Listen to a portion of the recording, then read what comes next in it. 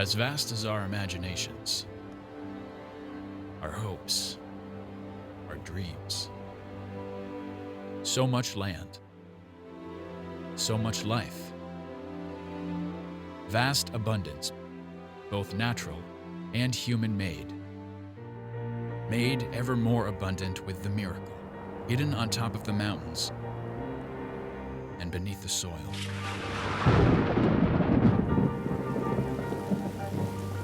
With human ingenuity and determination, water now irrigates vast areas of productive farmland, builds major cities, and a global economy. Water is really important. It's the lifeblood of the West.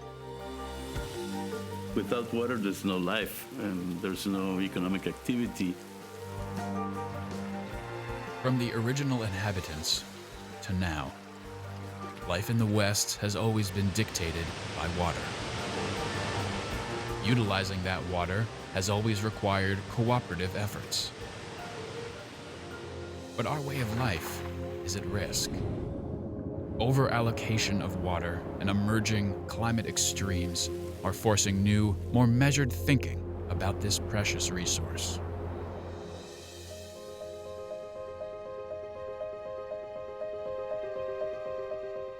There is no way to look at climate impacts other than with some relationship to water.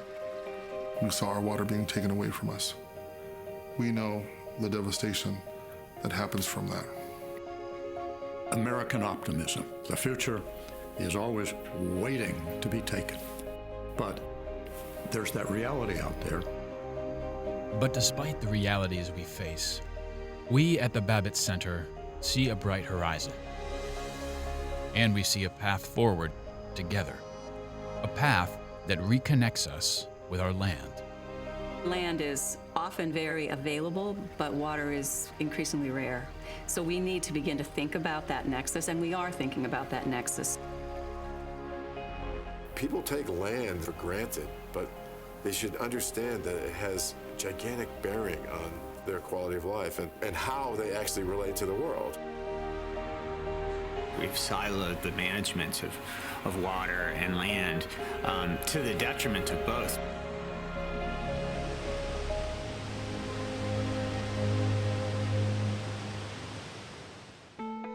Land use determines water needs. The Babbitt Center was founded to help integrate land and water management to meet the needs of our communities, economies, and the environment. Together with our partners, we connect land and water managers with new research and tools. How we build our communities has a dramatic impact on the quality of the environment around us. We're taking data, turning it into insights around the landscape, and then really translating that into actionable next steps. We also support our leaders in making the tough decisions. Decision support systems, simulations that allow decision makers and other stakeholders to imagine the future related to long-term land use change.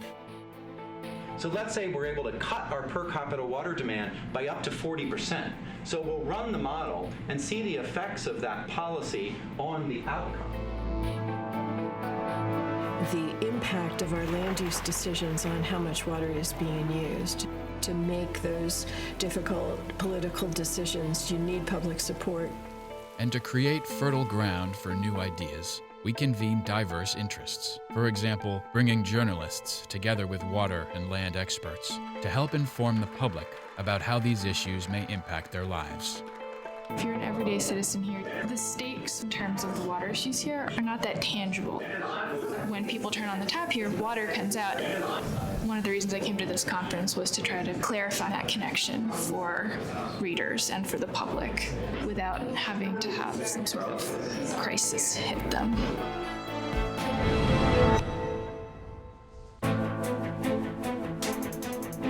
Today, we are all stewards.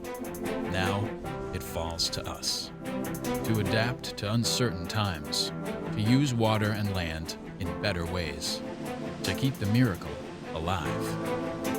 A crisis is something that can bring people together and to drive decision-making, to drive collaboration and consensus.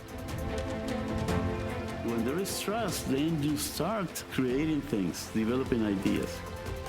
Join with us as we bridge the old divides, as we shine new light on old problems, as we seek new solutions for water in land.